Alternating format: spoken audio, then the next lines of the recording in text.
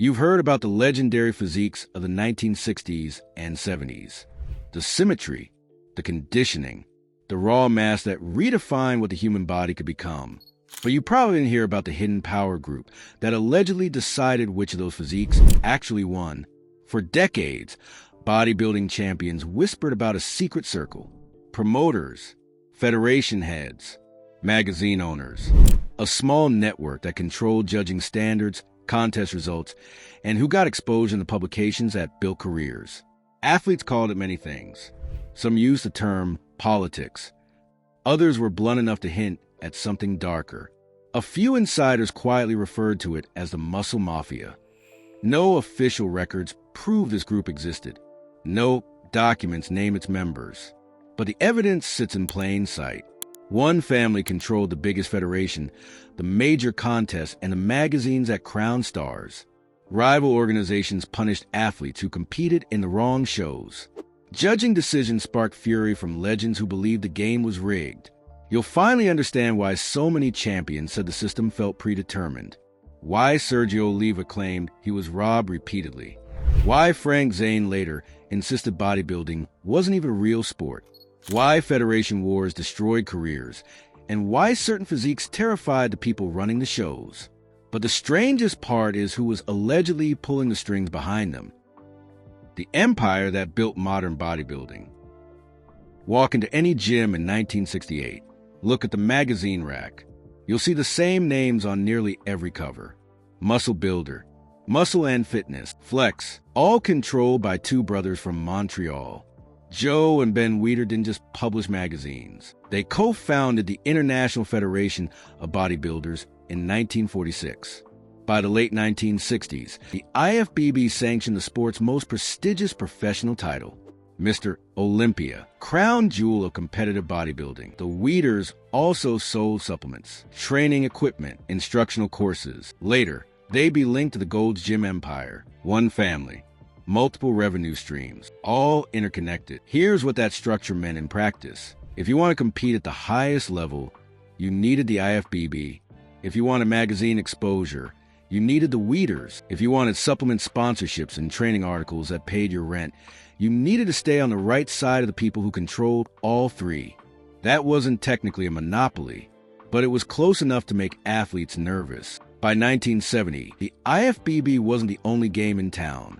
The National Amateur Bodybuilders Association ran the Mr. Universe contests out of Britain. The Amateur Athletic Union organized Mr. America in the United States. Each federation had its own standard, its own judging philosophy, its own ideas about what a champion should look like. But only one federation controlled Mr. Olympia. And increasingly, that was the title that mattered most. The tension between federations created an interesting problem. Athletes wanted to compete everywhere, build their reputation across multiple stages. But the IFBB had rules about crossing lines. Compete in a rival federation's show, and you might find yourself banned from IFBB events. That enforcement was selective. Some athletes competed in NABBA Universe and still did IFBB shows without consequences. Others weren't so lucky. Many competitors came to believe the rules weren't applied fairly, that who you were mattered more than what you did, that relationships with the right people offer protection. And once athletes started thinking that way, every controversial decision became evidence of something darker lurking behind the curtain. The athlete who defied the system. Picture a small gym in Chicago, 1966. Sergio Oliva slams a barbell down. He's had enough of the Amateur Athletic Union. Years of competing under AAU rules. Years of feeling the judging was unfair and biased, especially toward lifters who look like him. Sergio walks away, joins the IFBB instead. Within 3 years, he'd win Mr. Olympia 3 times in a row. His physique was something officials had never seen before. 20-inch arms when most champions barely reached 17. A waist that looked impossible given his shoulder width. Muscle bellies that seemed to defy human anatomy. Some called him the myth because his proportions didn't seem real. But that freaky development made federation leaders uncomfortable. Sergio represented a new direction for the sport. Mass over classical symmetry, raw size over aesthetic balance. By 1971, the IFBB faced a choice. Where would bodybuilding go next? Would they embrace Sergio's unprecedented mass, or would they protect the classical aesthetic? That year, Sergio competed in the NABBA Mr. Universe contest in London. He faced Bill Pearl, another legend. Sergio lost the decision, but something else happened that mattered more. The IFBB banned Sergio from the 1971 Mr. Olympia. The reason? He competed in a rival federation's show. That was the rule. Cross-federation lines face the consequences. On paper, it looked straightforward, a regulation being enforced. But athletes noticed something interesting about that enforcement. Arnold Schwarzenegger had competed in NABBA Universe contests in earlier years while still doing IFBB shows. No punishment, no ban, no consequences at all. With Sergio barred from the 1971 Olympia, Arnold won the title unopposed that year in Paris. Many fans felt that timing was awfully convenient. Some competitors believed they were witnessing exactly how power worked when people thought no one was paying attention. It looked to multiple insiders like a strategic move that removed Arnold's most dangerous rival. Years later, Sergio would say he believed controversial judging decisions denied him victories throughout his career. He genuinely felt the tables were tilted. That feeling haunted him for decades. He never stopped insisting the game had been rigged against him. The champion who said the quiet part out loud. Frank Zane won Mr. Olympia 3 times. 1977, 1978, 1979. He represented everything the classical aesthetic valued. Symmetry, proportion, the vacuum pose that made his waist look impossibly small. A physique that looked like a sculpture rather than a mass monster.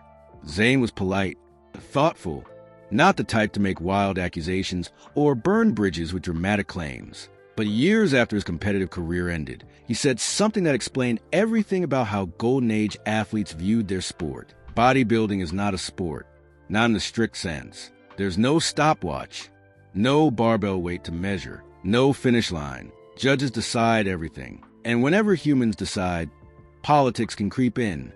Zane argued that only former Mr. Olympia winners should judge the Olympia.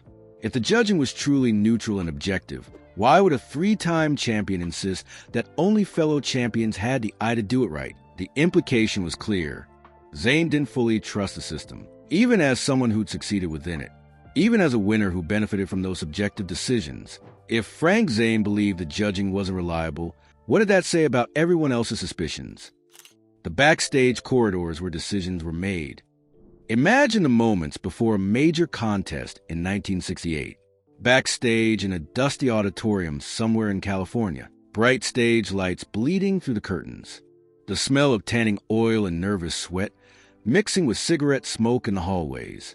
3 judges huddle over scoring sheets. They're whispering, debating. One points at a name. Another shakes his head.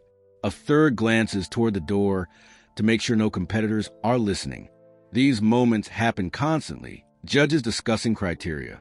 Promoters weighing commercial considerations. Federation officials balancing what the sport needed with what their business partners wanted. None of that was necessarily corrupt, but it created an environment where athletes couldn't be sure what was really being evaluated. Your physique? Your marketability? Your relationship with the right people? Competitors traded theories, tried to decode the unspoken rules, studied who won and why, looked for patterns in the decisions.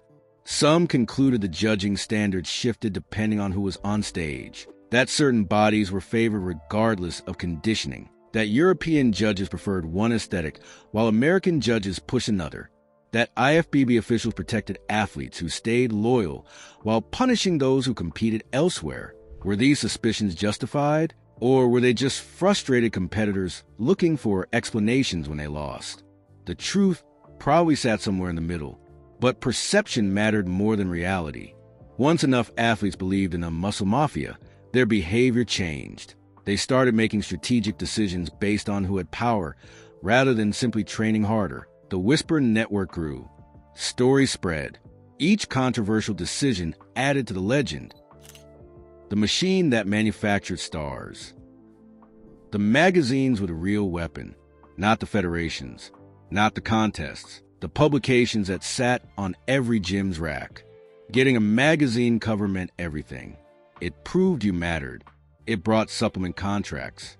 training seminars, gym appearances, money that actually paid bills instead of just trophies collecting dust. And who controlled those covers? The same people running the federation, publishing the magazines, organizing the contests. An athlete could win a small regional show and never get noticed.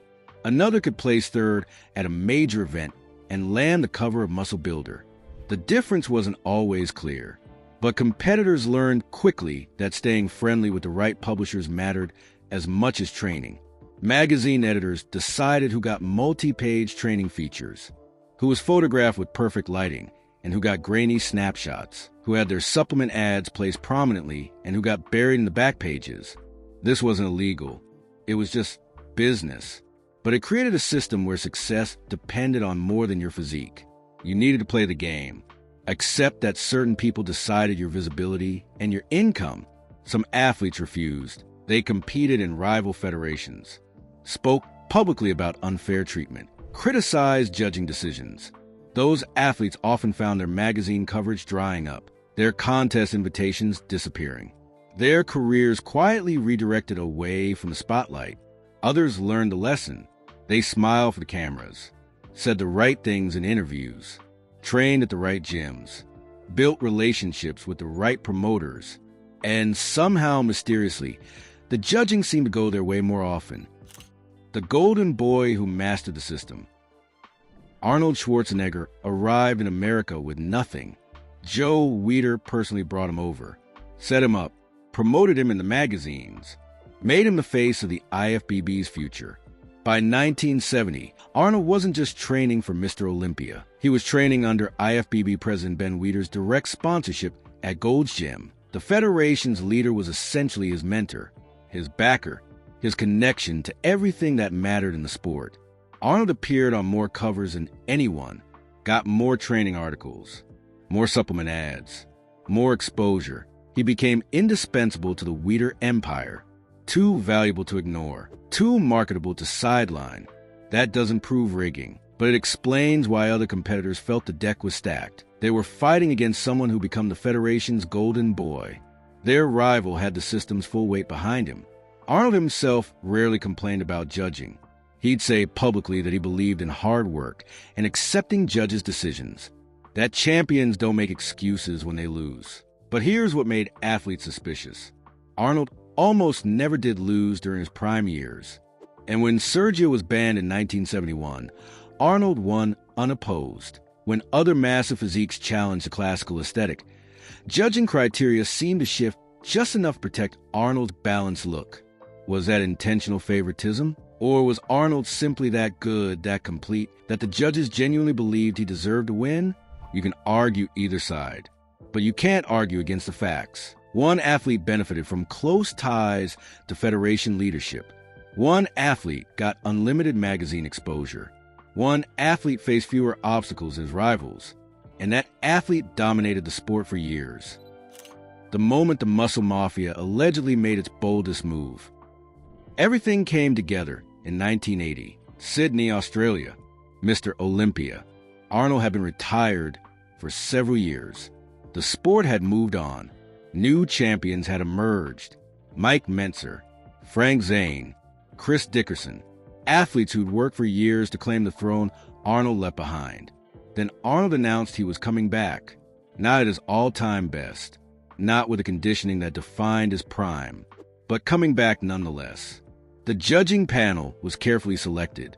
Bill Pearl, a legend himself, was initially supposed to judge. But Pearl removed himself from the panel. Why? Because he'd helped train Chris Dickerson, one of the competitors. Pearl wanted to avoid any appearance of bias or conflict of interest. That decision shows you how sensitive people were to judging controversies by 1980. Even legends felt they needed to step aside to protect the sport's credibility. Arnold won that contest, beat Mentzer, beat Zane, beat Dickerson. The decision sparked fury. Multiple professional competitors vowed never to return to the Olympia stage. Some suggested they'd seen the final proof that politics trump physiques. To this day, people argue about whether Arnold deserved that win. Some point to his superior stage presence and charisma. Others note his conditioning wasn't up to his old standards. Everyone agrees the aftermath damaged the sport's reputation. But here's what the 1980 controversy revealed. Even in the official story, everyone was worried about bias and fairness. The sport had become so politicized that a judge felt he needed to recuse himself just for helping train a competitor. If the system was clean, why was everyone so afraid of the appearance of impropriety? The aesthetic wars that shaped champions. The muscle mafia wasn't just about contest results. It was about controlling what bodybuilding itself meant, what judges were supposed to value, what the ideal physique looked like.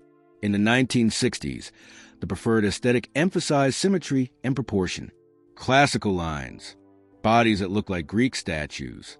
That standard protected European champions and athletes who built their physiques in the NABBA tradition. Then Sergio arrived. Mass that dwarfed everyone. Wit that made symmetry irrelevant. A physique that suggested bodybuilding's future was raw size, not artistic balance. Federation officials reportedly worried. If Sergio's look became the standard, it would change everything. Training methods, judging criteria, the entire direction of the sport.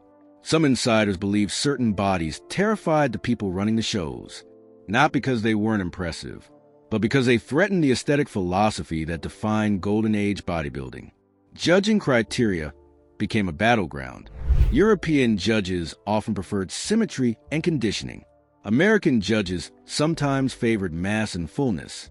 IFBB standards conflicted with NABBA standards. No one could agree what perfect meant. That subjectivity gave officials enormous power. They could shift criteria show to show, emphasize conditioning at one contest and mass at another, protect certain aesthetic directions while punishing others. Athletes couldn't keep up. They trained for one look, then judges rewarded something different. By the time they adapted, the standards had shifted again. Many competitors concluded this instability wasn't accidental, that it was a feature, not a bug, a way to keep athletes guessing and ensure the people in control stayed in control. The price of defiance. Switching federations could destroy careers. Athletes learned that lesson over and over. Compete in the wrong show, lose your magazine coverage. Criticize the wrong decision. Suddenly you're not invited back. Push too hard for transparency. Watch your sponsorship deals evaporate. The punishment was rarely direct. No one sent threatening letters. No one explicitly blacklisted athletes. But opportunities dried up. Coverage shifted to other competitors. The unspoken message was clear. Stay in line or get left behind. Some athletes fought back anyway. They competed in rival federations, spoke honestly about judging controversies, built careers outside the IFBB structure. Those athletes often achieved success, but rarely the kind of mainstream recognition that magazine exposure provided. They win prestigious titles and remain relatively unknown because of publications that created stars simply didn't cover them. Others made the opposite choice. They bent, accepted the system's realities, played the political game, and often their results improved, not because their physiques suddenly got better, but because they'd learned which battles to fight and which to avoid. The NABBA versus IFBB wars illustrate this dynamic perfectly. Athletes who remained loyal to NABBA were treated as heroes in Britain and Europe, but American magazines barely acknowledged them. Meanwhile, IFBB champions got constant coverage in Weider publications, but struggled for recognition in NABBA territories. Geography and federation politics created parallel bodybuilding universes. Champions in one world, unknown in another. And the line between success and obscurity often came down to which organization you aligned with. The system that couldn't last. By the late 1970s, cracks were showing. The sport had grown too large. Too many people were watching. Too many competitors were asking questions. Too many controversial decisions had piled up. Media scrutiny increased. Journalists started investigating federation politics and judging controversies. Mainstream publications asked uncomfortable questions about who really controlled the sport. New federations emerged. The NPC, the WBF later on. Organizations that promised different standards, different aesthetics, different opportunities. Athletes had options beyond the IFBB for the first time in years. Magazine monopolies weakened. Independent publishers entered the market. Bodybuilding content appeared in mainstream fitness publications. The Weider Empire's stranglehold on information loosened. Standardized judging systems slowly developed. More transparent scoring, more judges per panel, more accountability for decisions. The changes came gradually, but they came. Most importantly, the sport became too big to control quietly. The audience had grown. Amateur bodybuilding exploded globally. The money involved attracted attention that made backroom dealing harder to hide. The alleged muscle mafia didn't collapse in one dramatic moment. It just became less relevant, less necessary, less powerful as the sport expanded beyond any single group's ability to dominate completely. But its legacy remained. The suspicions, the whispered stories, the legends who insisted until their final days that they'd been robbed. The belief that for 2 decades, a small circle of men had decided which physiques mattered and which champions would be crowned. The hotel room where strategy was born. Imagine Arnold in a hotel room the night before a major contest. 1970, Los Angeles. He's not just thinking about his training or his posing routine. He's thinking about the game. Who matters? Who decides?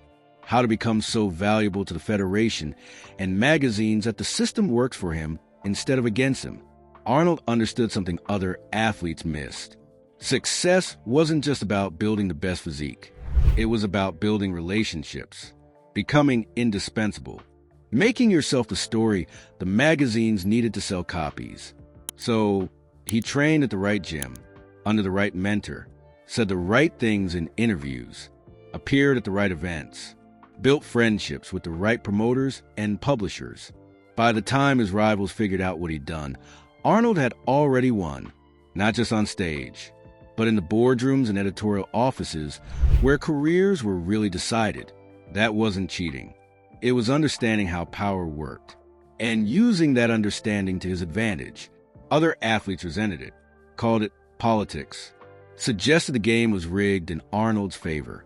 But Arnold had simply mastered a system that rewarded strategic thinking as much as physical development. The real question wasn't whether Arnold played politics. Everyone played politics. The question was why some athletes played it so much better than others. The truth about the muscle mafia. So, did a secret power group control Golden Age bodybuilding? Was there really a muscle mafia deciding winners behind closed doors? The answer is both simpler and more complicated than the legend suggests. There was no literal criminal conspiracy. No smoke-filled rooms where villains predetermined contest results. No organized plot to fix shows and destroy careers. But there was a structure. A small number of people who controlled the federation's contests, magazines, and sponsorships that determined success. A system where subjective judging met commercial interests and personal relationships. That structure created incentives that looked an awful lot like the legend describes. Athletes who stayed loyal got magazine coverage. Those who defied the system lost opportunities. Judging standards shifted in ways that protected certain aesthetics and certain athletes. When Sergio Oliva said he believed the decisions were political, he wasn't hallucinating. He was describing his lived experience inside a system that rewarded relationships as much as physiques. When Frank Zane said bodybuilding isn't a sport because there's no objective standard, he was pointing directly at the root problem. Subjectivity created space for influence, and influence created space for the kind of power dynamics that felt like corruption even if they weren't technically illegal. When competitors whispered about a muscle mafia, they were giving a name to something real, not a criminal organization, but a power structure, a network of people who decided what mattered, who succeeded, and what bodybuilding itself meant. The Golden Age wasn't just about legendary physiques and groundbreaking training. It was also about a tiny cluster of men who controlled which bodies counted, and a generation of athletes trying to succeed inside a game they suspected was tilted from the start. The legacy that still haunts the sport. Today's bodybuilding has more federations, more transparency, more standardized judging, more media coverage, more accountability, but the suspicions remain. Every controversial decision sparks the same old accusations. Every judging controversy brings up the same old complaints. Athletes still argue about politics and favoritism and hidden influences. Because once trust is broken, it's almost impossible to rebuild completely. The Golden Age taught everyone in bodybuilding that power matters as much as physiques, that relationships matter as much as conditioning, that success requires navigating systems as much as perfecting your training. Those lessons didn't die with the alleged muscle mafia. They're baked into the sport's DNA now. Sergio Oliva died believing he'd been robbed repeatedly. Zane still insists bodybuilding can't be a real sport because of its subjectivity. And thousands of athletes from that era carry similar stories about politics, controversies, and decisions they'll never fully accept. Maybe that's the real legacy. Not proof of conspiracy, but a permanent question mark hanging over every major decision. A reminder that when humans judge humans, especially in contests where money and fame are at stake, absolute fairness might be impossible. The Golden Age gave us physiques we still marvel at today, but it also gave us a lesson about power, control, and what happens when a small group runs everything that matters. And if you want to understand why modern bodybuilders are still so paranoid about judging in politics, that lesson explains everything. Though if you think federation politics were complicated, wait until you hear about what happened when organized crime allegedly tried to muscle into the sport's financial side in the late 70s. That's a different kind of muscle mafia entirely.